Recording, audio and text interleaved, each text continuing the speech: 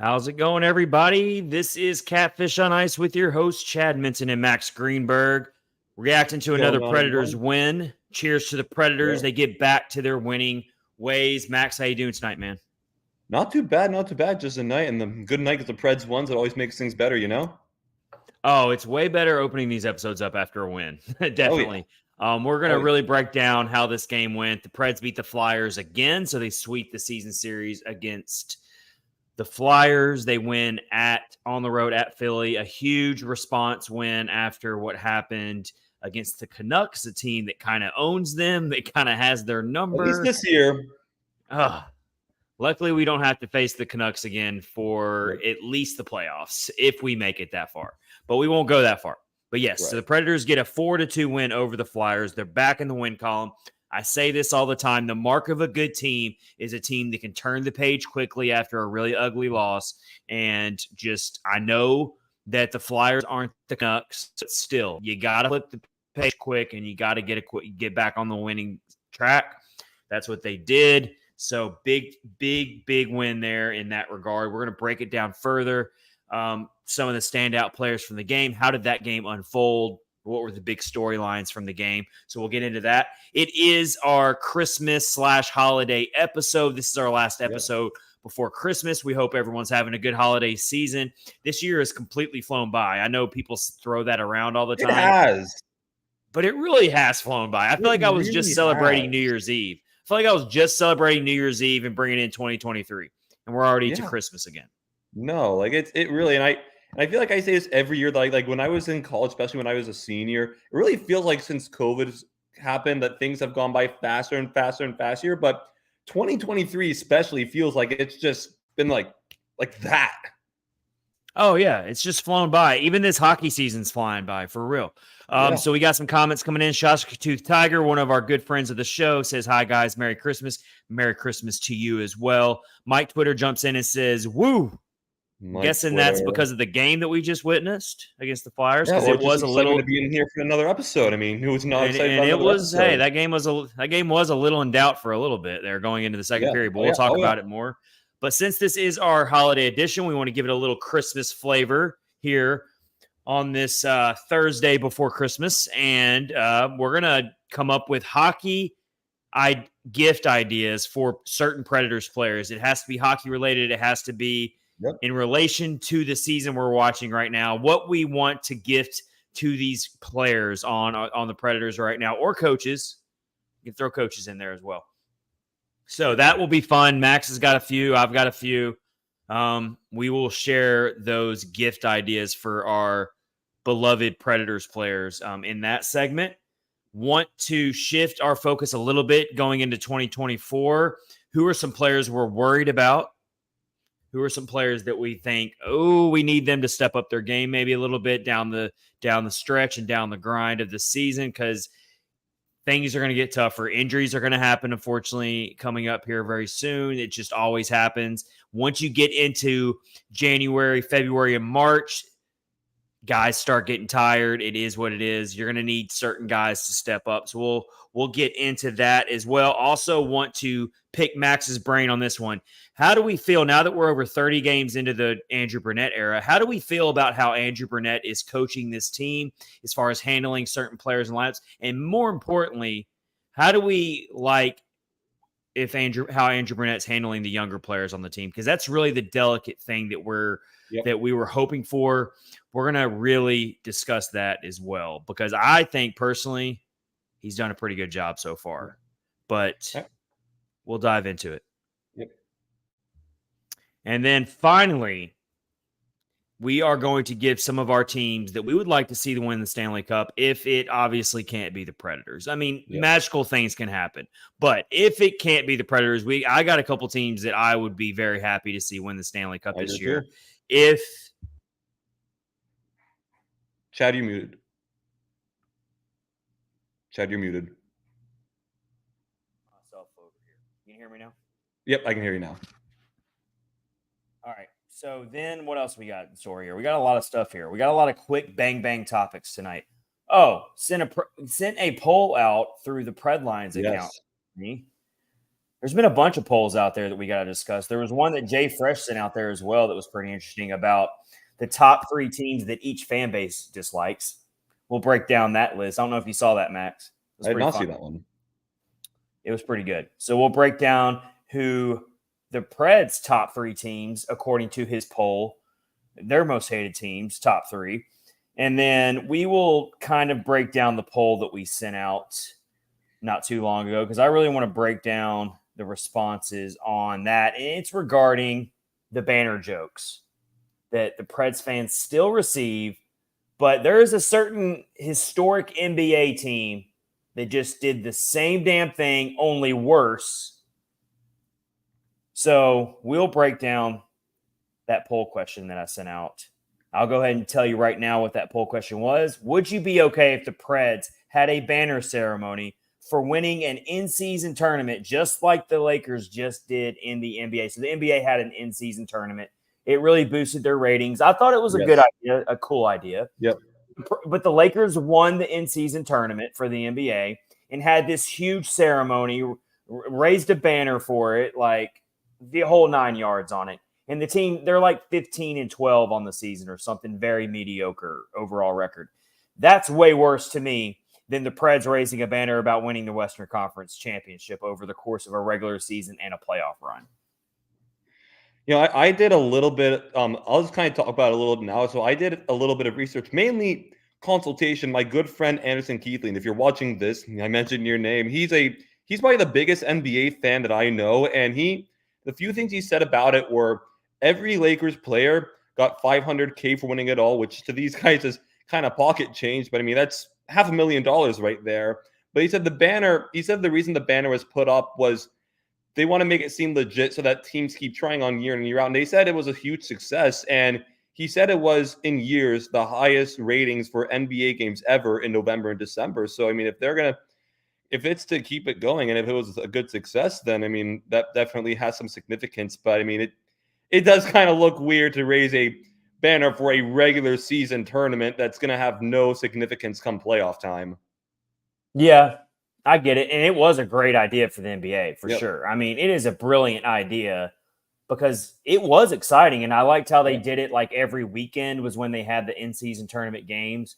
And the courts were like designed a certain way and stuff. That was kudos to the NBA for coming up with a really creative idea to get ratings up. But I'm just focused on the raising a banner is kind of weird for a regular season tournament. But I'll leave it at that. All right. So Max, let's talk about this game. Preds win 4-2. They're holding tight with they're avoiding the losing streaks. That's the big thing. Yep. Got to avoid the losing streaks. If you take a one on the chin, you got to bounce back strong. But big game from Philip Tomasino. Scores 2 goals, scores the tying goal and the go-ahead goal. So big. We've been waiting for Tomasino to just really launch and take off. And it's hard for him to do that because he's playing bottom 6 minutes. He's not getting that top 6. He's got line mates with like Michael McCarron and some guys that are lesser skilled offensively, but he's making the most of it. And I think we touched on this an episode or 2 ago. I said it's all about making the most of the minutes you get, even if it's only 12 minutes a game. And I think Philip Tomasino is finally starting to do that. And it kind of is going to piggyback off how I feel about how Andrew Brunette's coaching the younger players. But that's a perfect example of he's doing a great job of coaching the younger players right now. Because look at how they're responding when they're benched for a game or 2. It's happened to Evangelista. When they're benched, they're taking it in stride and they're saying, okay, what can we do to play better? And Philip Tomasino looks like a success story right now as this season goes on, when early in the season, it was rock bottom for him. I mean, he was getting healthy scratched. He wasn't really playing as well as you would like to see. We were wondering how long is he going to be out of the lineup. And then finally he earns his way back in because Sam Fagimo and Liam Foudy didn't work out. So kudos to Tomasino. He just keeps pushing forward and forging ahead. Happy for that guy to get a couple goals tonight. Yeah, and I thought this had to have been his best game of the year so far. And what's particularly good is, and Chad, I don't know how much you've noticed this, although although I've seen some people that do notice this, one of my biggest criticisms of Tomasino over the past few weeks, even with how much better he'd gotten since the healthy scratches, was it seems like whenever he was like shooting the puck, he didn't get a lot of force on the pucks all the time. It felt like it felt like a lot of the shots he's taken, if he's kind of flubbed them on goal. But the game-winning goal he scored tonight, he picked the corner from the slot. I mean, it wasn't like terribly far, but it wasn't just like right in front either. Like he had to put a good shot on goal, and he did just that. So I mean, you see a guy like that gaining more and more confidence each time he's out there, and to score a game-winning goal like that, where you didn't just like backhand it in front of anything, that you actually have to shoot the puck.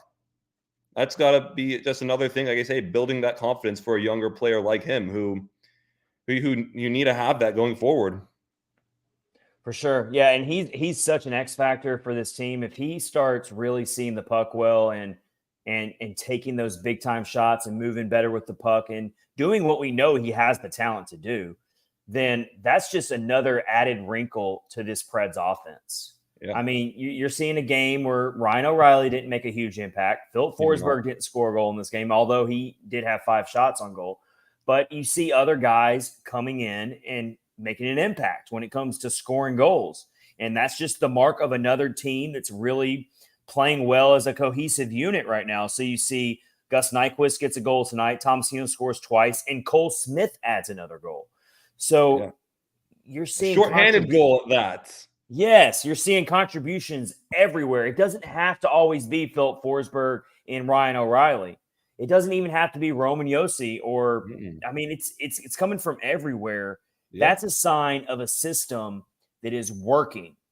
And that's another check in the right box for Andrew Brunette in what he's doing, because this team isn't just relying completely on O'Reilly and Forsberg. When those two are really cooking, yeah, the Preds are really hard to beat. But even when they have off nights, there's guys like Philip Tomasino who can step in and score a couple goals like you saw tonight. It's a really big secret weapon for this team.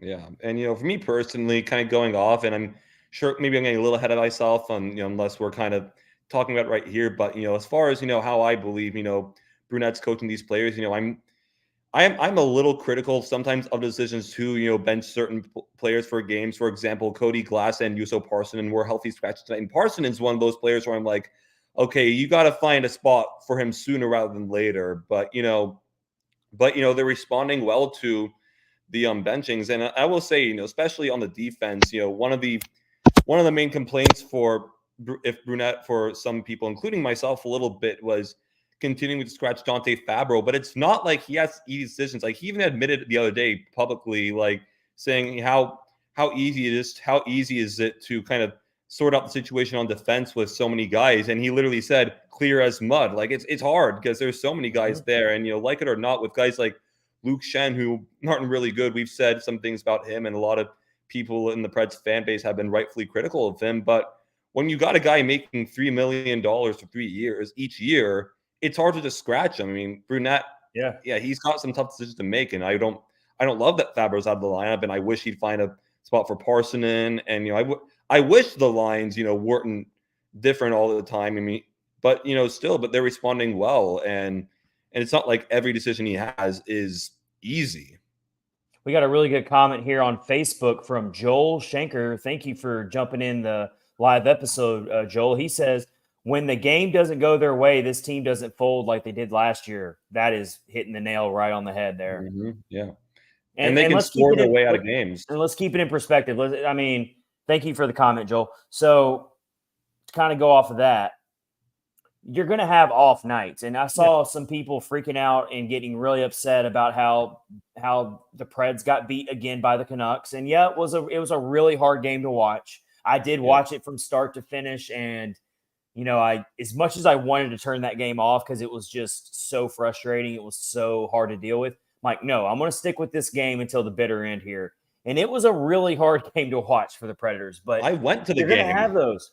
You're going to have those games. I mean, look at the Maple Leafs tonight. They got beat 9-3 by the Buffalo Sabres. A team that lost 9-4 the other night. The Golden Knights got beat 6-3 to the Hurricanes, a team the Preds just beat on the same night on Tuesday night. So, I mean, we all know the NHL is anyone can beat anyone. You're going to have off nights. You're not going to just cruise through your schedule and just have a perfect night every night and beat up on everyone.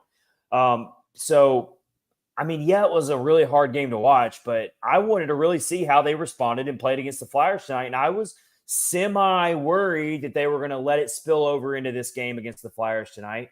And then that's when you start thinking, okay, are we about to go through another losing streak here? But no, they squashed that really quickly. Yep. I mean, I don't think the Flyers are necessarily going to be a playoff team, but you still got to show up every game no matter who you're playing. Yeah. And, that to me also maybe even more so than the comment that said, the Preds aren't folding in games that don't go their ways. But when they do lose games in the middle of the losing streaks, even if they're kind of bad losses, they're not letting them affect the next few games. They're picking right up where they left off like nothing happened. And that's a sign of a team that is well coached, that does have their head on straight. Even when things don't go the way on certain games, they're picking right back off and going to the next game and getting back to their winning ways that they've been in the past 5 weeks now. Some notes that really stick out for me for this game. So first of all, big credit to the Preds' defensive structure again in this game. They hold the Flyers to 2.5 goals per expected goals. The power play does go 0 for 5. So if we're nitpicking here, that's a little. What did you see from the power play tonight, Max? Honestly, there weren't a ton of chances. It wasn't like it was just terrible, but there weren't like a ton. Neither team really had a ton of chances on the power play. And the Preds, even the Flyers, had a 5-minute power play when Yakov Trenin got a game misconduct, and the Preds killed it off. And then, like I said, got a shorthanded goal with Cole Smith, and Colton Sissons contributed. Like I keep saying all the time on Twitter, these episodes, the 2 best penalty killers on this team made a huge difference again. Mm-hmm. Love it. I don't think we give them enough credit for how good they are on the penalty kill. Cole Smith, that's why Cole Smith is in the lineup. I think we've answered that question. Going into the season, everyone was like, why is Cole Smith in this lineup? Why do they keep giving him starts over, I don't know, it could be anybody from down in Milwaukee. Why, like, blah, blah, blah. And it's like, because this guy does other things that it's very, very important. You got to have guys like Cole Smith on your team who can do the things he does on the penalty kill. I mean, that's invaluable stuff. And, I'll admit that I was wrong. I didn't think Cole Smith was going to find his way onto an Andrew Brunette team. Once I knew that John Hines was out and Andrew Brunette was in, one of the first players I thought about, like, what's that going to mean for this player? It was Cole Smith for me. I was like, I don't know how he's going to translate to an Andrew Brunette system, but he's made it work. The guy is very valuable in a lot of other areas, including that, and most notably on the penalty kill. And his goal scoring has gotten much better as well. Yeah. It's what I talk about too, especially, and that's another sign of a good coach in Andrew Brunette. It's not just one part of the game he's good at because you can't be, because as we said with John Hines, you can't be overly physical, but you can't just be flashy and that's it. Whereas Andrew Brunette, like I keep saying, pretty much every episode right now is finding a way to make the team do both. And again, that's a sign of a team that's well coached. Definitely. All right, let's move along here. More game notes here. Saros, we just mentioned, had a big bounce back game. You wondered, was Kevin Lankinen maybe going to get the start tonight? But no, it was UC Saros. He puts up a .935 save percentage, so he's right back on track as well. Makes 29 saves. What did you see from Saros? Do you think I did look into the analytics a little bit of this game, and he didn't face a lot of high danger chances. So it wasn't like one of those games where he just completely had to stand on his head. But he did what he had to do. Didn't let in any soft goals, really. So what did you see from Saros tonight? Well, but first, let me mention he gave up 2 goals on the night, but the first goal was otherworldly fluky. It was a goal that it's hard to explain, but it looked like it was in the back corner started. The Flyers guy looked like he backhand. It took a bounce off one of their players. It literally over the back of the net, off his backside and into the goal. Like, that's just one of those things. I don't even know if it was registered as a shot on goal. This is one of those things that that's just literally one of those goals you throw your hands up in the air and be like, you know what? That just happens. You can't do anything about it. Just like, that's just the silliness of the game. Sometimes the puck takes wild bounces. But overall, I thought he was good, especially in that third period. He made some good saves. There was one save where the Flyers were on a breakaway, and I don't even think Saros really knew where it was, but he saved it almost by the skin of his teeth. But yeah, he came up big when he had to as well, and that He's was a another master reason of why that. his He's a team got the master. win tonight. Saros is a master of making those saves where you don't even know if he knows where the puck's at. He just blindly will flail his body out there and just figure out a way to make the save. The guy's flexibility in between the pipes is what makes him a world-class goaltender. He makes up for his size in the way he's can cover so much ground with his flexibility. So, yeah, it's very refreshing to see Saros bounce back after I was singing his praises going into the Canucks game, and then he had such a bad game. I was like, I jinxed the poor guy. But he's back. He's back. Everyone should calm down. He's fine. He's fine. So good game from him. We talked about Tomasino to score, scores 2 goals, including the go-ahead goal. And small little milestone, but Philip Tomasino hits the 20-goal mark for his Preds career. So many, many more to come. Yep. His second game-winning goal of the season. Philip Forsberg didn't score a goal, but he still stuffs the stat sheet. 2 more points, 2 assists for Forsberg tonight. He's up to 38 points in 33 games. That puts him on an 82-game pace for 94 points. Very, very close to Roman Yossi's single-season franchise record. And he had a nice assist on, and I think they gave him the assist, but he was one of the guys that helped spring Tomasino's first goal. He had a nice, and it was a secondary assist if it was, but he still did it register as a point for him tonight? I think so. Yeah, if I'm looking at it that correctly, must have been it. Yeah, it was a. Yeah, he puts up 2 assists on the game. So I didn't even see the second one, but yeah, he had a nice assist on. Again, it was a secondary assist, but it started from the neutral. Yeah. It started from the neutral zone that he gave it to Novak, and then Novak had an even better dish to Tomasino, and that set up the goal to tie it up in the second period. And it was also like 30 plus seconds after the Flyers took the 2-1 lead. So it was a nice response there, and right from then, it felt like the Preds really didn't look back. So Forsberg's got 22 assists on the season, and so I think we're all focused on his goal scoring, but Forsberg's never been like a heavy assist machine in his career. I mean, he can put up assists here and there, but he's always been the pure goal scorer, right? Get him free, get him loose to where he can fire off that wrister, and that's where he's always made his bread and butter. But I mean, he's up to 22 assists this season. His career high for a season in assists is 42, which was the year he put up 84 points in 2021-22. Other than that 1 year, he's got one season where he put up 38 assists. He's got a lot of seasons in his career where he didn't even hit 30 assists for the season. He's usually been in the mid-20s to upper 20s in assists for a season, and he's already up to 22 assists. Yeah, that's so crazy for a guy becoming more well-rounded. As long as he can stay healthy, the dude is cruising to easily break his single-season career high for assists in a season. He's seeing the ice in a different way. And that, again, could probably be a product of Andrew Brunette's system, I would say. Yeah, probably. Moving along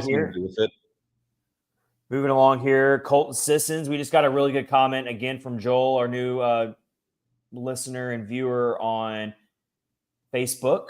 Joel says that the unsung MVP this season is Sissons. He's doing everything. And he had a great assist on the game-winning goal for Tomasino. Like that was him who set it up. Yeah. I mean, and the shorthanded goal, another great night for him. And he wins 10 faceoffs tonight. Yeah. I mean, he really does do a little bit of everything. The only thing that Sissons has never really become is a heavy goal scorer or anything like that. But he's even doing that this year. I mean, tonight he was second on the team in expected goals for, behind Gus Nyquist. So he's generating offense. It's not just the little things that he's doing this year. He's doing a little bit of everything. So very good comment. And then our friend JW Hood, who I've definitely interacted with a bunch on Twitter and X before, jumps in. Thank you for jumping in on X in the comments. He says, Forsberg overall game has really come along. Goals, assists, and physical play is on right now. Yes. He is racking up the hits. He's right about physical play. Definitely. So, yeah, Sissons has 2 assists on the night. He's 12 points shy of his career high of 30 points in a season. So, Max, do you think Sissons will set his own personal career high of points in a season? I would say so. He's cruising there. I would say so. I mean, he's definitely on pace for that, but the only thing that kind of gives me a little reservation is Sissons is one of those types of players where he could go on like a 10-game drought where he doesn't put up any points. He's just not always. But I think that Sissons playing in certain parts of the lineup has definitely boosted his offensive value. And he's been consistent for 2 months, and like two months of the season is where you're looking and be like, hey, that's just who he is so far this year. And I mean, it's not the point in the year where you can say like, oh, maybe it's a fluke. Like he's been doing it the whole year. He's been doing good things. This comes off as a little bit of a surprise. So looking at the defense, none of our defensemen register a point tonight. They didn't even have to get in on the offense tonight. And it was an 11. It was a 7 defenseman night too. Yeah. So you're looking at the time on ice. We keep talking about Luke Shen. He's only getting 13. He got less than 13 minutes of ice time tonight. So him and Fabro got the least amount of ice time tonight. But, of course, Roman Josi leads the way with 24 and a half minutes of ice time. McDonough gets 21 minutes, and then it's spread out there. Tyson Berry gets back into the lineup. So I guess right now there's a roster free, so you can't make any trades anyway. Right. But, we'll have to keep an eye on that still. But, so good vibes here for the Preds. They get a win. Yep. They're still in that top wild card spot, even though I know it's way too early to even look at that. But they're in the top wild card spot with a 19-14-0 record, 38 points, 4 points ahead of the Arizona Coyotes, who have the next wild card spot. You look at the standings in the Central Division.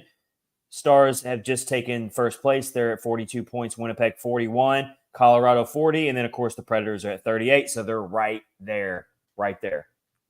Yeah, they continue to push, and again, they still have the most amount of games played. But at some point, if you have teams that have games in hand on you, if you're winning your games, that's all that matters. And no one's going to criticize you. No one's going to penalize you. Maybe the standings a little bit for tiebreakers, but you're never going to get penalized for winning enough games.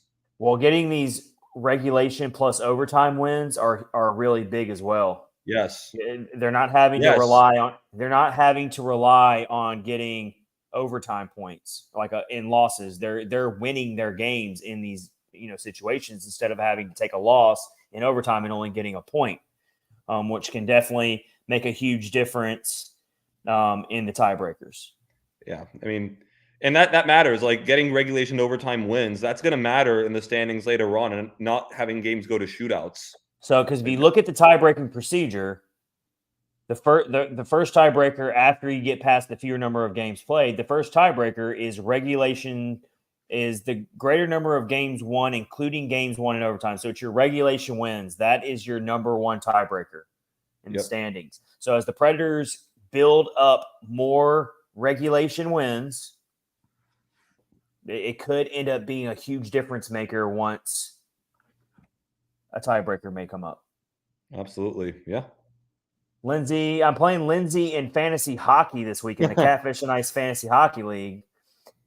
And she says, Chad, this matchup in fantasy is going to come down to Saturday, which I think that's the last day of the week for the matchup. I haven't even looked at it today. I'm trying to figure out who am I playing? I'm trying to look and see who I'm forgetting. Whoever Crosby Skills and Nash, they're 0-9. Ouch. I will let all the people know because they have a right to know. My team, Lasagna Mania, did take down Roman's Empire, which is Max's team, this past week in fantasy hockey. That is correct. Yep. And that was a close matchup. I was sweating that one. It was close. I'm trying to remember and see what that one. Oh yeah, a 20-point difference. Yeah, that was pretty close. Oh, Lindsay's beating me by 26 points right now. So Lindsay's team is called the Brady Bunch, and she is taking it to me right now. So I better not collapse, but I'm winning mine by granted my opponent's 0-9, but I'm winning right now by almost 60 points. Who is God, I hate to expose whoever it is. Who is Crosby, Skills, and Nash? I don't remember. It's Liz. Liz, oh sorry, Liz. Liz the goalie. I was with her at the game the other night, so that was fun. Well, you got to remember, this is a dynasty league, so she might get the number one pick next year. Yeah, she might be playing for draft picks at this point, just like our Tennessee Titans. Yeah. Yeah. I'll be there this Sunday again, Christmas Eve. All right, let's get into our holiday Christmas segment of Catfish on Ice, episode 214. What are we giving to Preds players this Christmas? What do we want for Preds players? I'm going to start with Philip Forsberg and what I want him to get for Christmas in going into 2024. Yep. I already alluded to this earlier. I want Forsberg to get the top spot in the franchise single season record for goals. I want him to overtake Matt Duchene on that list. No offense to Duchene. So going into tonight's game against the Flyers, I know he didn't score a goal tonight. Forsberg was on pace for 41 goals. So he is just shy of Duchene's record, but he's still very much attainable. I would love for Forsberg to get that for Christmas in 2024. I went a little more the franchise list. I went a little more specific route, partially because this was one that Chad and I did not discuss most of these we did not discuss, but this is one we did discuss a little. So I decided, partially because I decided to be a little different, but a little more specific. I said I want to see Forsberg for Christmas get more power play snipe goals. It feels like we haven't seen enough of those snipes. I mean, granted, that's a bit nitpicky because he's been very good, but I want to see some more of those like shots from near the blue line, those shots that we know Forsberg is capable of. He had one early in the year, I believe it was against the Rangers, and it was a beautiful shot. I want to see more of those because those get me out of my chair. Well, that's not even a gift for Forsberg. That's a gift for all the Smashville fans. Yeah. Yeah, for sure. I want to see Forsberg take over that record from Duchene, though. I mean, they were going toe-to-toe that season anyway, and Forsberg is the career lifelong Nashville Predator, whereas Duchene, I don't know. I don't want to see Duchene on the top of that list anymore. I want Forsberg to take it. He earned it. He's earned it. It deserves to be his. If he can stay healthy, he's got a really strong chance to beat 43 goals this year. So let's see what happens there. Yep. Absolutely. All right. My next one is related to UC Saros. What do I want UC Saros to get? I want UC Saros to get more clarity on his long-term future with the Nashville Predators. That's a good one. Because they are all human. And I'm not saying it's going to affect his play or that he's thinking about it too much. But as his contract gets closer and closer to being expiring, you can't tell me he hasn't at least thought about it. And I know he wants to be in Nashville forever. He wants to follow the footsteps of Pecorine, but we don't have clarity right now. And that's going to kind of take us to a little mini segment as we go through here. And that is, we're seeing the rumors bubble back up right now regarding Saros being linked to the Edmonton Oilers, who still have all of those goalie issues right now.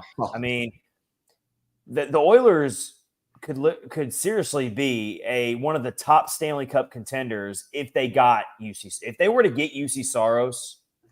You know how many people would put the Oilers as their top Stanley Cup contender?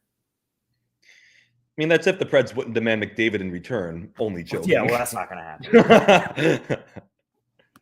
I read an article seriously. I mean, that lack of goaltending has plagued them so long. And people thought it was kind of solved going to last year's playoffs because Stuart Skinner has started to play pretty well. But come playoff time, not at all. I mean, you're not going to win. You're most likely not going to win a Stanley Cup with a Stuart Skinner. Who's the other one's playing for them? Jack Cal Pickard or Picard. How do you pronounce his last name? Cal Pickard. I think it's Pickard. I didn't even know he was on. I'll straight up admit I don't even know who their other goaltender was besides Campbell. That's their goalie tandem right now because they sent Jack Campbell down to the minors. Yeah. So they're a mess, and there's not a lot of goalies out there for them to really shop for. So you're going to keep hearing these rumors about UC Saros for the foreseeable future. Until the Predators give him a new contract extension, these rumors are not going to go away. I know fans are going to get sick of hearing about it. They're going to get sick of reading these articles about it. But they're warranted. I mean, I read an article on the Hockey Writers about this, talking about what would a trade look like and they were saying that since the Oilers are so far up against the salary cap, they would definitely have to give a massive haul back to Nashville, not just high-end draft picks, but definitely a couple prospects. Yep. And they would have to figure out a way to get rid of Jack Campbell's contract because he's the one that's eating up a lot of money because he cleared waivers, which is probably not what they wanted. They didn't want Jack Campbell sticking around. They stuck him on waivers hoping somebody would claim him, and it didn't happen. And predictably, no one didn't. Like, why would they? So I think just looking at this situation, Trotz doesn't have to be in a hurry here. But he's going to have to start really thinking about how he's going to handle this because he might not ever get a better offer for Saros than what the Oilers are going to give them. Yeah, I mean, and it would be justified for the Oilers, honestly, because that team is built to win now. Absolutely. Like, their window is not going to – their chance will not get any better because McDavid and Draisaitl are free agents very soon, and you would think they're going to re-sign them, but they're going to – especially Draisaitl is going to get – way more money on his next contract. So they got to make it happen very soon if they are going to. Non-negotiable for me. If you're trading Saros to the Oilers, they got to send us at least one first-round draft pick. Oh, my God. Yeah. Maybe two. You better give me a couple really highly touted prospects as well. No, you're not trading Saros to anyone unless you hurt whoever you're trading with. But the Oilers are in a position because they are in a win-now mode and they are desperate right now that they would probably overpay for Saros a little bit, more so than another team might be willing to. Yes. But we still don't even know if Trotz is willing to entertain it. I mean, most of the sentiment we've gotten is that he's not. And there's no way I couldn't see Saros. I couldn't see Trotz trading Saros before the deadline with where the Predators are contending right now. Nope. It would be in the offseason, I would think. It'd have to be in the offseason. And you might miss your window to get a really good return for Saros at that point. So it's kind of like, as long as the Predators keep winning, they're not going to do any type of heavy sell-offs at this deadline. They don't have no reason to. Tyson Barrie's your one guy. Yeah, that's it. Yeah. Other than that, they're going to keep this team together because it's what's working, and they've got salary cap room, so they don't have to really worry about shedding any salary cap right now with any of these players. If anything, I could see the Trotz sitting out the trade deadline and not doing much of anything. I would almost rather see him do that at this point, but we're still a ways down the road. Yeah. But you're going to keep hearing these rumors about Saros. I just don't see it happening unless the Predators just really fall apart in the next month. No, I'm with you. I'd be pretty shocked if he got traded. Now, if things completely change sort of deadline, the Preds are losing, yet Saros playing well, then I guess that's a different discussion. But as long as things keep going where they are now, I don't see a move happening. I think Saros is going to be here. But the Oilers fans, they can keep dreaming as much as they want. Hey, can't blame them. Let them dream. Can't blame them. So yeah, that's what I want Saros to get for Christmas for 2024. I want him to get more clarity on his future with Nashville. Get that contract extension. I know it's going to be a big pay raise, but hey, he's your franchise goalie. You got to pay the man. Yeah. So what's your next one, Max? For Saros, or you want me to go with Saros? Whoever you have, yeah. If you have yours for Saros, yeah. Saros, mine for Saros was not that good. I'll go kind of quickly. I said, and again, you never know because bad games happen, but he has been pulled a few times this year. And I'm going to say, just don't get pulled again this year. Hopefully, it doesn't happen. That's a really good wish for you to have, Max, but probably not going to happen. I know. For some reason, when Saros has bad games, he picks really bad games to have. Like Saros never has like kind of a bad game. I feel like when Saros has a bad game, it's always really, really bad. He never has like these in-between games where, you looked kind of rough there, but it wasn't that bad. No, it's either one extreme or the other with Saros. He'll probably get chased again at some point this year. Well, actually, kind of going to the next one, kind of along the same lines as Saros, I said for Tyson Barrie, let's just find a trade partner after this roster freeze, and let's just get this done for it's not even Christmas present just for Barrie. This is just for everybody involved. Let's just find a trade partner and get this over with. Yeah, because, I mean, I'm sure Tyson Barrie doesn't like playing for a team that he knows he's not going to be with very much longer. He wants to figure out where he's going to go. I'm sure he really badly wants to go to a Stanley Cup contender because he's getting towards the end of his NHL career.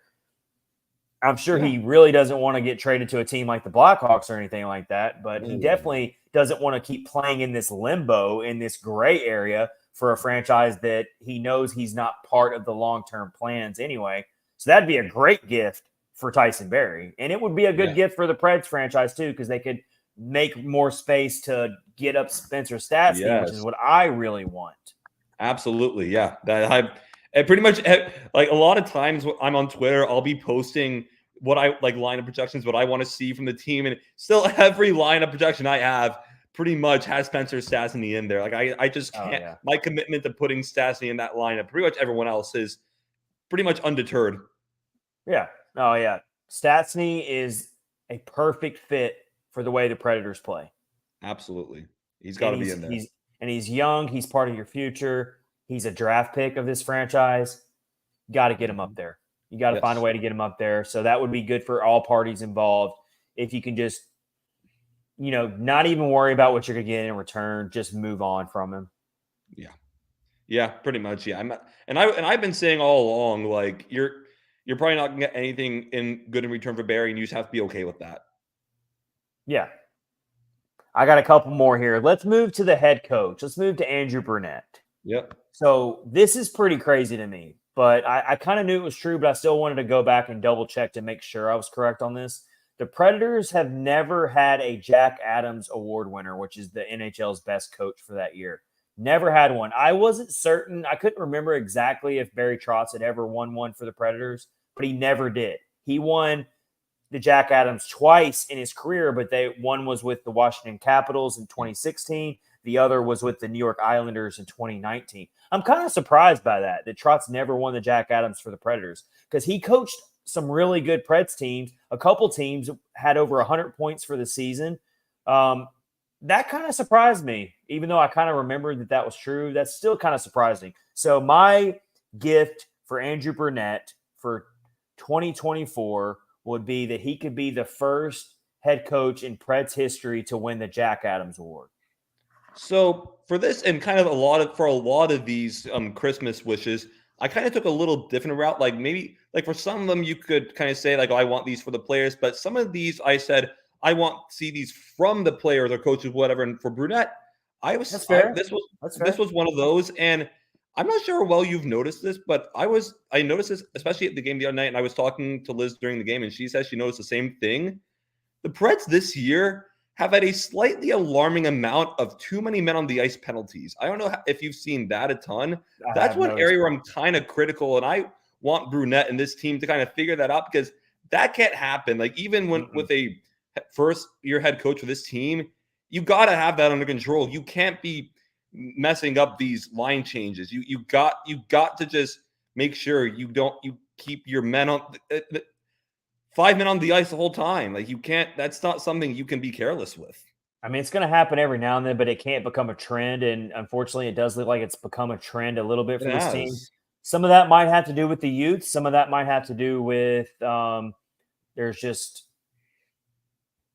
still a lot of learning and growing development that's going on with this team right now. But it's something they definitely got to get out of their system quick, because the last thing you want is to be going up against a really, really elite power play, and you gift them a power play because of your own lack of awareness. And then that's how you lose a game, a really critical game against a team like, I'm just thinking like a team like the Avalanche. Let's say you're right there in a tie game late in the third period, and you have one of those mental gaffes that gifts the Avalanche a power play, and then they make you pay, and then you lose a game that way. That can't happen. It's one thing if a team goes out and beats you because they were just better. You can't be losing games because of your own self-inflicted errors. And too many men on the ice, that is a self-inflicted wound. That's almost as bad as when you carelessly knock the puck over the boards. Yeah, I mean, delay a game. Again, that's just one of those things where, and I'm guilty of this, believe me, we expect a lot out of, coaches in all sports, but there are certain things that coaches are just expected to have under control above all else. And that by and large, too many men on the ice, that's one of those things that you just got to have under control. Like that's one of those things that's almost like a prerequisite. and maybe that's getting a little harsh, but like you can't let it happen as often as the Preds have had it happen this year. And ultimately, I got to blame the head coach for that. So I'm telling you right now, though, if the Predators were to make the playoffs and finish with a really, really good record, then Andrew Brunette's going to get a lot of talk about deserving the Jack Adams Award. The closest call I can remember for the Preds having was Peter Laviolette's first year. I was positive for a long part of that year he was going to, but until March happened, the Preds just started losing games. I was like, man. I mean, a lot of times they give the Jack Adams Award to like the it's like they don't even think about it that much. They're just like, oh, give it to the coach that coached the President's Trophy team or something. And I'm like, can we think about it a little bit more? I think sometimes the coach who did more with less deserves a better look. You know, and the way, at least for now, the way Brunette's coaching this team in his first year with a lot of new players and veterans and the noticeable improvements they've shown, if they can keep this up and they were to make the playoffs, he would deserve a lot of consideration for that award. So yeah, absolutely. I definitely think he's making more of less, especially with how young and inexperienced a lot of these players are. 100% he's making more to less right now. There's no denying it, I think. Here's my last one here for Christmas gift ideas for Preds players going into 2024. My last one is perfectly goes along with what happened tonight against the Flyers. This was a late submission. I threw this in right before we went live. I want Philip Tomasino to get himself a new multi-year contract with the Predators. Wow. Put that to rest. His ELC is up. He's playing to get a really good contract, a couple years at least, maybe longer, judging by how he performs this year. So he's going to be a restricted free agent in the offseason. Yes, everyone expects him to be re-signed, but that's still a lot to be determined. I would love for Philip Tomasino to work out with this organization. I would love for him to continue to show improvement throughout this season and really give the confidence to the Predators front office to re-sign him for 2 to 3 years at least, a multi-year contract. It would be his first NHL standard contract of his career. It would solidify that original draft pick they made of Tomasino that really got things cooking. The whole youth movement really got cooking when Tomasino was drafted. Yeah, absolutely. You know, if he continues playing like he's playing so far in these past few games, you know, he'll probably get one, you know, especially maybe for 2 more years or so. That'd be great. One of my ones, and I think you'll agree with this. I think pretty much everyone is going to agree with this. A Christmas wish for a player. Give my man Dante Fabro some more playing time. I swear. That's good. And here's an interesting thing. So, and this was flying over Twitter. Even I had a buddy send this to me. If you like, there's always kind of charts, like kind of these analytics with these players, and I forgot exactly where this came from, but this was accounting for his offensive game, his defensive game, and his transition, and it's a scale of 0 to 100. Dante Fabro is a 93 overall. Wow. 93. Play the man some more. I'm telling you. You got to get Tyson Barrie out of there first before you really know how this Preds defensive corps is going to take shape. Yeah. I hate to come down hard on Tyson Barrie because it's not really his fault, but until he's moved out of the lineup, it's hard to really know ultimately what this Preds defensive lineup is going to look like. Absolutely. Yeah. You gotta figure, but again, as Andrew Brunette said, it is not easy decisions he has. And we, you know, as the fans here, we, you know, think it's easier than it is, but he's got hard decisions to make. I mean, yeah, there's no denying it. Yeah. All right. Let's move on here. Let's move on to our DraftKings scriptery. That was our Preds Christmas gift ideas going into 2024, our holiday wishes for some key Preds players. That was a lot of fun. Before we move along here in episode 214 of Catfish on Ice with Chad Minton and Max Greenberg, let's tell you about our amazing sponsor, DraftKings, and we continue to have an awesome NHL offer for you. Bet the action on the ice with DraftKings Sportsbook. So we got some good matchups coming up for you on this Friday here. So let's tell you about some of them and what DraftKings is telling us about these matchups. All right. We got the Flyers. They're on a back-to-back after losing to the Predators tonight. They're at the Detroit Red Wings, and they are slight underdogs going into that game. The Oilers play at the Rangers. That might be your matchup of the night to watch right there. That should is be a good one. The yeah. Rangers are your favorites. They're playing at home. You got the Jets at home against the Bruins. That should be a good one. The Bruins are the road underdogs in this one. That's surprising. And your final matchup of the night, the Montreal Canadiens play at the Chicago Blackhawks. That's a virtual toss-up according to DraftKings. So those are your four matchups for Friday night hockey right before Christmas. So get in on DraftKings right now. Download the app now and use code THPN. New customers can get $150 instantly in bonus bets for betting. Just $5 on hockey. That's code THPN only on DraftKings Sportsbook, an official sports betting partner of the NHL. The crown is yours. Bonus bets expire 168 hours after issuance. Gambling problem? Call 1-800-GAMBLER or visit www.1800gambler.net. In New York, call 877-8-HOPENY or text HOPENY. That's 467369. In Connecticut, help is available for problem gambling. Call 888-78-97777 or visit ccpg.org. Please play responsibly on behalf of Boot Hill Casino and Resort. 21 plus, age varies by jurisdiction. Void in Ontario. Bonus bets expire 168 hours after issuance. See dkng.com/hockey for eligibility and deposit restrictions, terms, and responsible gaming resources.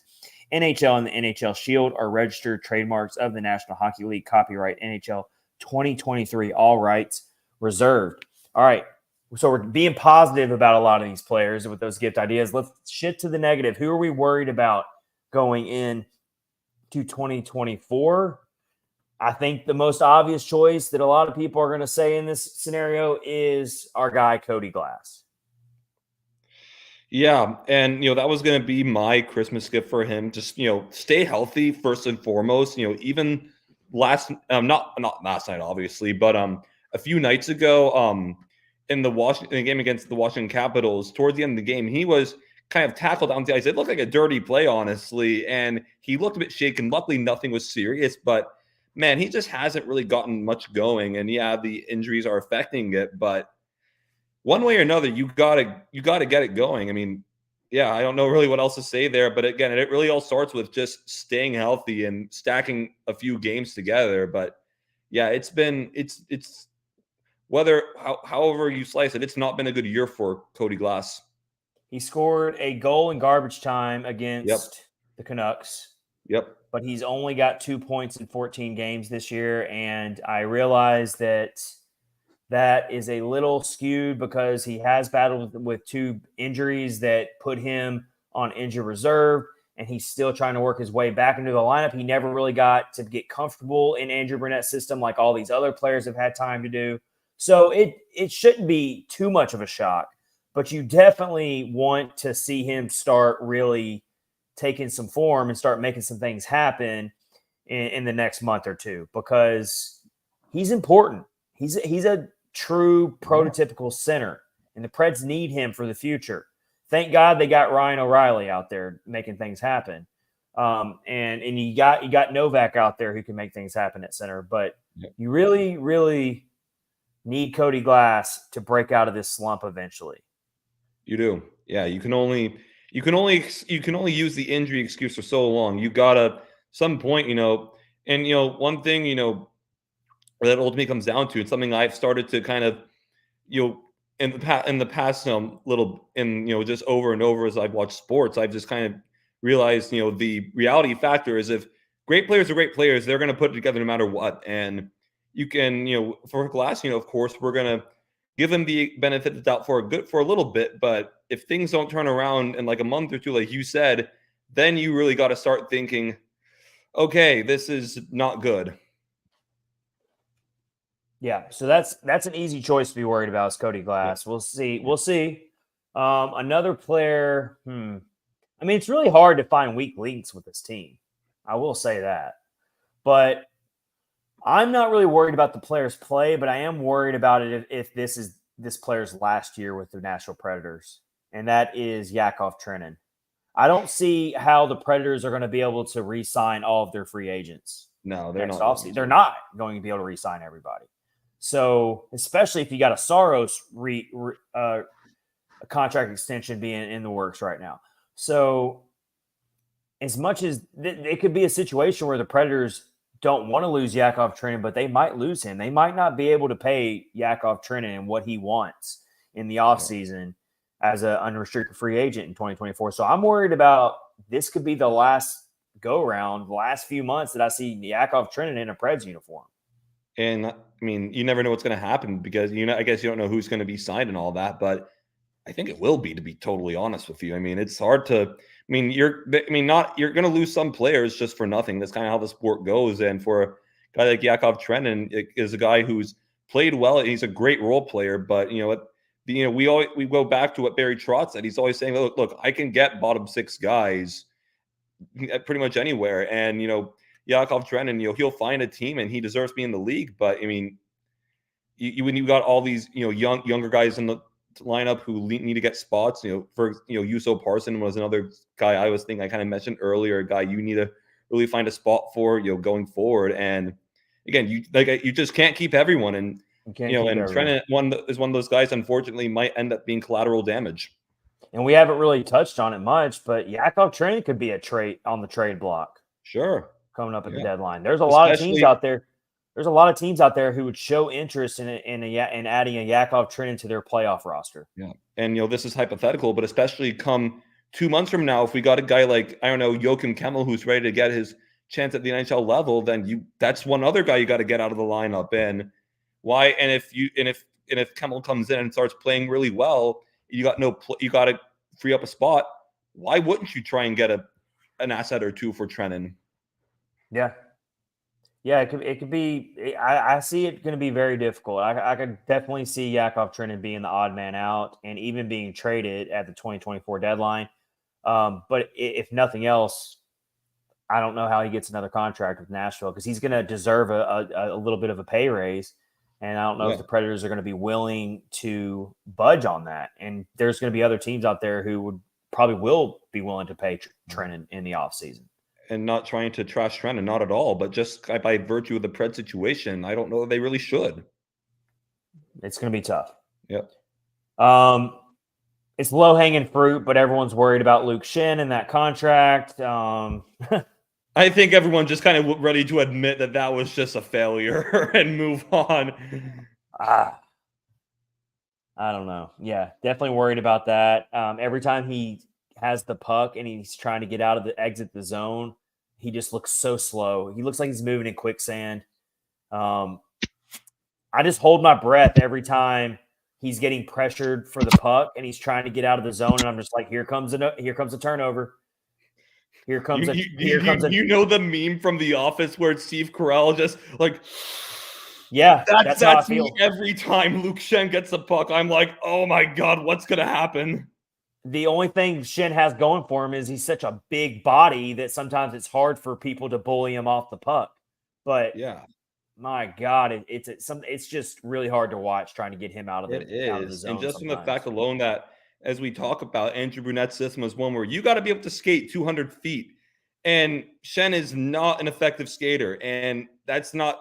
And there's other things you could change. That's not one thing that's going to change. Unfortunately, he's going to be slow. Yeah. Here's my last player that I'm a little worried about. I'm semi-worried about. I'm not freaking out over it, but starting to worry a little bit. I don't think Kevin Lankinen's looked as strong as he did last year in the backup role. I agree. And that was actually going to kind of be my Christmas wish for him to just pick it up a little more. I mean, last year we thought of Saros and Lankinen as one of, at minimum, a top three goalie tandem. And they had almost identical numbers. Yeah. And then Lankinen this year Saros obviously started pretty badly, but Lankinen has not really had together. And some of it could be not playing enough games? I don't know. But regardless, he has not looked quite the same as he was last year. And he's another player that I could definitely see being traded. And I think it would be smart to trade him. It's going to be hard to change my mind on that one. Yeah, especially if they're ready to give Askarov some games coming into deadline time. Why not see what you can get for Lincoln and trade him for a mid to late round draft pick and move on? Yeah. Get a 5th rounder, get a 4th rounder, get something like that, and call up Askarov. The only thing that would keep them, maybe give them pause from doing that, is if they don't trust Askarov to step in and back up duty. And I mean, I don't watch every Admirals game, but I do know that he's kind of been average this year. Hasn't been lights out, but hasn't been completely awful. I think he's got like a .905 save percentage, something like that. He's like 7-6 overall, like a 2.8 goals against average. So it's not awful, but you kind of want to see a little bit more dominant numbers from him on the AHL level, because the skill level obviously explodes when you get to the NHL level, and he's only got one NHL start to his career. So if it's in the Preds' plans to call him up next year as Saros' full-time backup, you kind of need to start seeing what you got in him now. Yeah, but you can't do that with Lankinen. So trade Lankinen for just a draft pick. Just give me a mid-round draft pick. I'll be fine with it. And then we get Askarov up here. We get him a handful of starts to close out the season. And who knows, maybe he goes out there and really shows out in the few starts he gets. That gives you the confidence you need to take him into next season as Saros' backup. You go from there. Yeah, I mean, me personally, I wouldn't say that you should expect a guy like Lankinen to be traded at deadline because, and I say this because I don't really watch Admirals games, but the sentiment I've gotten from people that I know, watch, and I trust is that we got to get this thought of Askarov coming up anytime soon out of our heads. They say like it's going to take some time. Wow. Well, that's a good point too. Well, and granted, I haven't really addressed that in a while, but like this was, back in kind of towards the end of last year. And for a goaltender, especially, it doesn't just change like that in like 6 months. And if that's the case, then you definitely give Saros a contract extension. And then you let Askarov go the similar route that Saros went behind Pecorine. Yeah, absolutely. Saros went behind Pekka for a few years before he became the full-time starter. Trying to think how it is 16, 17, 18, 19. It was almost 5 years till he really it was basically 5 seasons. And granted, one of them was the COVID year, but still 5 years until he really took the reins. So yeah, it takes time. Saros, it has not happened overnight. Saros had Sorry about that. Saros had 19 starts in the 2016-17 season, so he basically had the Lankinen role behind Pecorine. Put up great numbers, a .923 save percentage in his first full season as backup to Pecorine. A .923 save percentage and a 2.35 goals. I forgot how good he was his first year in the NHL. I was actually at that game. I remember the first game he played that year. And I saw him play. I'm like, wow, like we might have something going with him. Like I remember watching that game and being like, wow, this is promising. Look, I mean, his years as backup to Pecorine were just absolutely insane. A .923 save percentage, a .925 save percentage the following year in 23 starts, a .915 save percentage the following year, and a .914. Those are basically the numbers he's putting up right now. Yes. So we knew really quick that Saros was ready to take over for Rene, and he still served 4 years as the backup, the full-time backup. The last year before he really took over for Pecorine, they kind of split the starts, if you remember correctly. Yeah, yes. And it was kind of that way the year before that as well. Yeah, so when it comes, Askarov could end up going down the similar path, and if that's the case, then you're definitely going to give Saros a contract extension, and you're going to be patient with Askarov and let him go the same path that Saros went, and then hopefully Askarov eventually gets to where his potential and where you want him to be, that might be the long-term plan right now for the Preds. And that's key. Like everything with Askarov has to be long-term intentions. You cannot rush goaltenders. No. Like they even for a guy like Askarov, who was one of the supposed best goaltender prospects we've seen, they still take time. It is a long development, and you just got to be okay with that.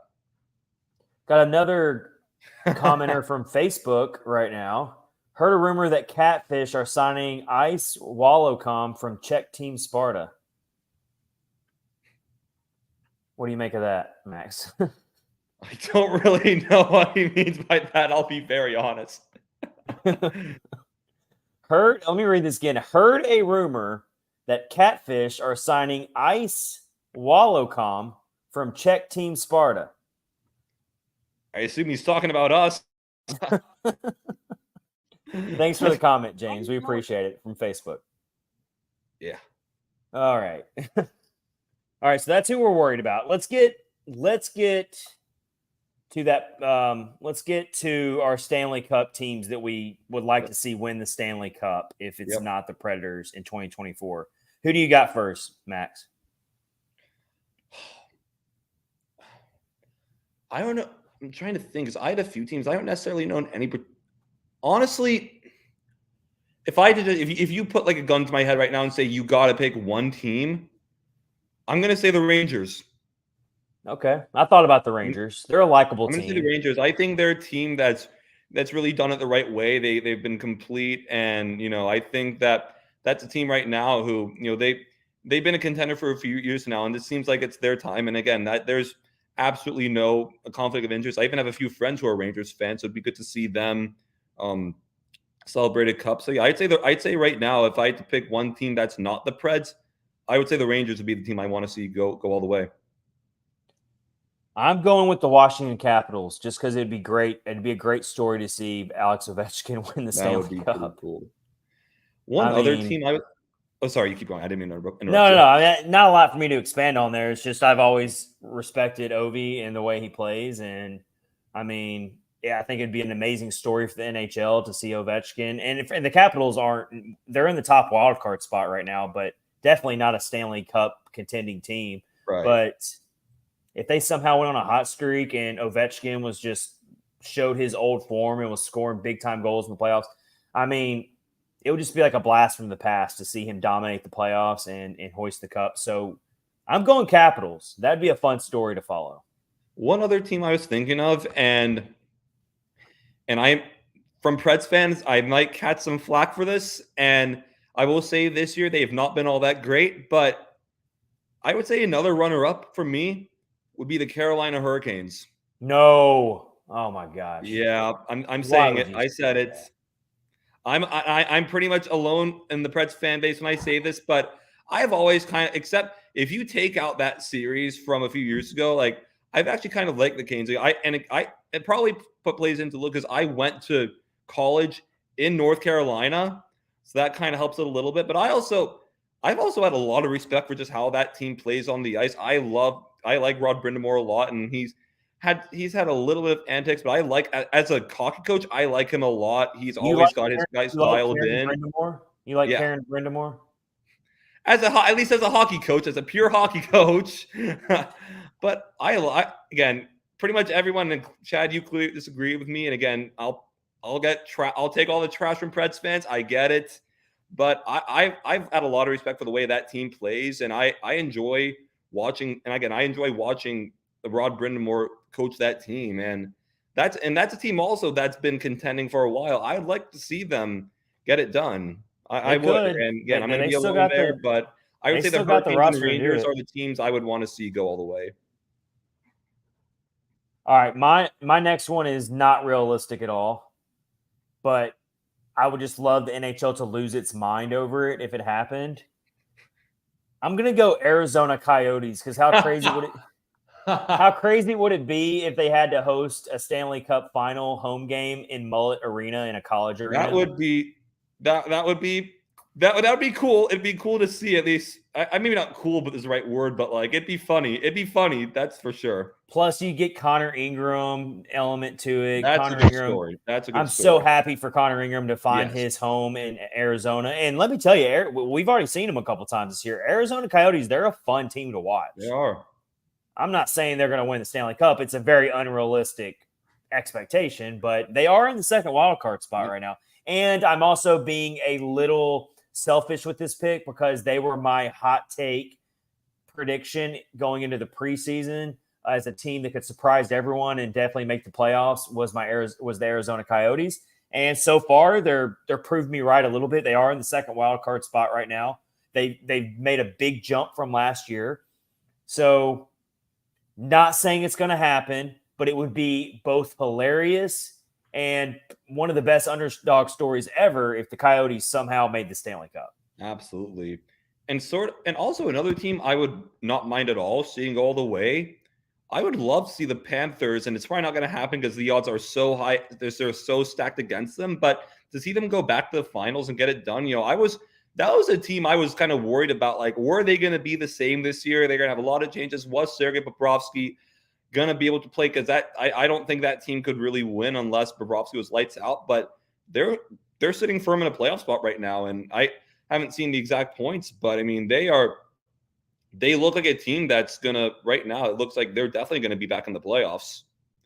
Maybe not definitely.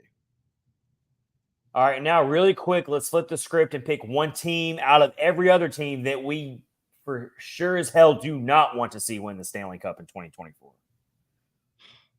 Well, I'd say the Vegas Golden Knights again. I don't want to see that. That would suck. I'm so sick of them. Tough. But I think it's more about just me being bitter about it because they're still they just found instant success and it makes you bitter. I'm going to go with the Toronto Maple Leafs. That would suck too, having to hear from their fan base. I mean, I'm all the way down here in Central Florida, and I think if the Toronto Maple Leafs won the Stanley Cup, I would be able to hear their annoying fans all the way from here. Yeah. Just go literally one look on Twitter and you just want to get away. I love the ability to always know that the gift that keeps on giving is the Toronto Maple Leafs underperforming in the playoffs. I need to keep that. Yeah. I don't want to lose that. You saw how crazy they went when they won the first round series finally last year. And of course, they're one of the proudest. They're the original hockey town and the original hockey franchise and all this stuff. But I can't do it. I cannot see them win the Stanley Cup this year. They're probably my top pick. I don't want to see one. And especially because I think of them this way, and I'm sure you can see this comparison, but it's not really thrown out a lot on Twitter anywhere. The Dallas Cowboys of the NHL. You can't see a team like that win. And the New York Dallas Yankees Cowboys of the NHL. Or if you want to do the equivalent of baseball, the New York Yankees. Yeah. Yeah, you don't want to see them go all the way. Another team I don't want to see go all the way, and I will say this team has a former Pred who I like a lot, but just because they're my rival, I can't stand it. The Dallas Stars. I just don't want to see my rivals win. Well, unfortunately your nightmare might come true because I've that could very well come true. You're very much right. They're my Stanley Cup pick. So I don't know about I don't trust. I will say I don't trust Pete DeBoer led teams go all the way. I just don't. I would be torn if it ended up being like a Dallas Stars Toronto Maple Leafs final. I would feel really dirty for doing it, but I would go for the Dallas Stars. I couldn't do that. I go for the Maple Leafs. I don't want to see the Stars win it. Sorry, they're another team. I will say I wouldn't be like up in arms, like saying, "Oh my God, this sucks." But like just because it's so soon, because we have another expansion team win it, I don't want to see the Seattle Kraken win it this early. They're not going to do that soon. Not this year. You did mention the Coyotes though a little bit, so I have to account for it a little bit. It's not going to happen probably, but at least. Or a little further. They're in a playoff spot. You're right. But again, the Kraken's one of those teams where it's like too soon. I mean, they're only separated by 3 points. Yeah. So the Kraken could still get hot and make the playoffs, but they're underperforming. They've had a down year so far. They were supposed to be a little bit better. Honestly, I think and this kind of going off on a tangent here, I think for a team like the Kraken, I was really surprised because they were a team that had they had draft picks to play with, they had cap space, and they did virtually nothing to improve their team in the offseason. I was surprised by that. All right, so we have a good segue coming from this, who being all bitter here and not wanting certain teams to win the Stanley Cup this year. Jay Fresh, who's a great follow on X at Jay Fresh Hockey, always puts out all these interesting surveys, and he has the player cards and stuff that are so good. He put out each team's 3 most hated teams based on their fans. Based on how that team's fans, their top 3 most hated teams. Yep. For the Predators, did you see this list yet, Max? I did not. So how about you take your guess for Preds fans who their 3 most hated teams were? I think I'm going to get them right. The St. Louis Blues, Chicago Blackhawks, and Dallas Stars. You only got one of the 3 right. I was surprised too. You're kidding, right? I only got one of those? So the Blackhawks were rated the 2nd most hated team. Okay. The 1st most hated team was the Maple Leafs. The 3rd most hated team was the Carolina Hurricanes. I could kind of see the Hurricanes. I mean, obviously, everyone kind of hates the Maple Leafs. You love them or hate them, but man, no two teams in hockey I hate more than the Blackhawks and Blues. I just don't. The Maple Leafs lead every team's top most hated team in over half the surveys done. That makes sense, I guess. But, man, I only got one of those right. That seems crazy to me. Some of the ones that stick out to me, let's see. The Minnesota Wild, their most hated fan base or team is the Dallas Stars. No surprise there. Wouldn't it be in the Minnesota North Stars? There's a lot of hate between those 2 fan bases. Oh, yeah. Let's see. New Jersey Devils, their team, most hated team is the New York Rangers. Let's see. It's a lot of Maple Leafs on here. Let's see. The Sharks' most hated team is the Vegas Golden Knights. That one makes sense, honestly.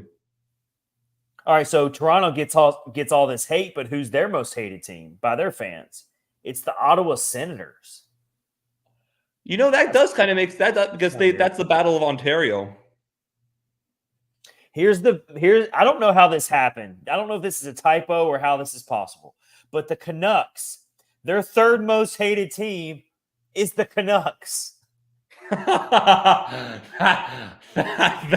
funny. That's funny. There was a strong amount of voters for the Canucks who picked their own team as their most hated team. That's awesome. They win. Great. Canucks fans win. That's funny. That's hilarious. That is too good, actually. Very funny list there. And then Jay Fresh also put out the most annoying fan bases fan vote. And guess what? The Maple Leafs lead that category too. So apparently a lot of people do not like the Maple Leafs. Yeah, that's how I guess I don't know if they did other like second, third. How close were the Edmonton Oilers in that list? Because I imagine they're probably they ranked all 32 teams. The Predators were 24th, so not very hated. I'll take that. Let's see, the Oilers were 3rd on this list, 3rd most annoying fan base. The Ottawa Senators, which I don't really, I've never interacted with any Senators fans hardly, so I couldn't tell you why. Rangers are up there. Makes sense. New Yorkers, I get it. Canadians fans are up there. Bruins fans are up there.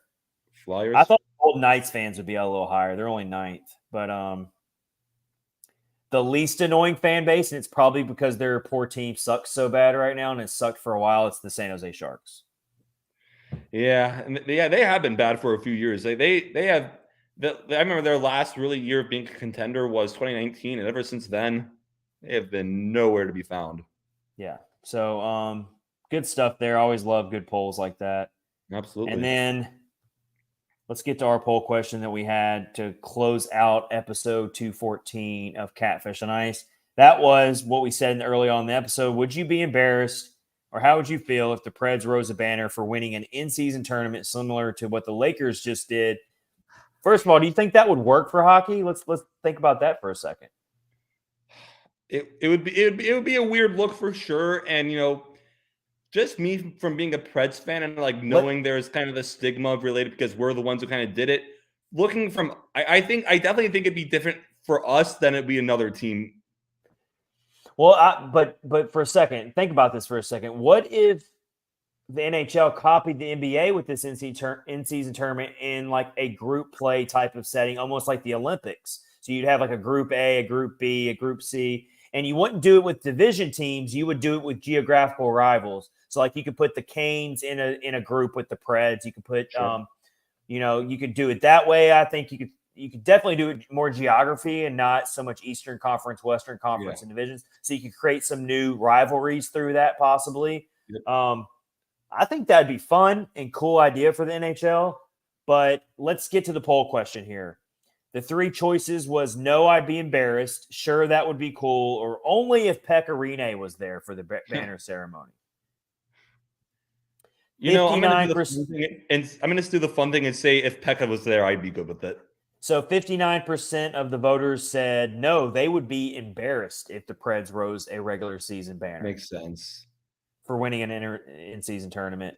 Only 11% said they'd be cool with it. 30% said only if Pekka Rinne was there for the banner raising ceremony. Me personally, just hearing all the jokes and all the vitriol around it, my skin is honestly gotten so thick around it where like people make jokes about the banner stuff. I really don't care anymore. So honestly, I'll go the fun route and say if Pekka was there, why not do it? Yeah.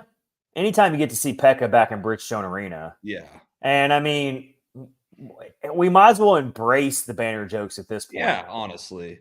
If we can get another banner in Bridgestone Arena for winning an in-season tournament, sure, why not? Why not? Especially if Pekka's there, let's do it. Who cares? Let's do it.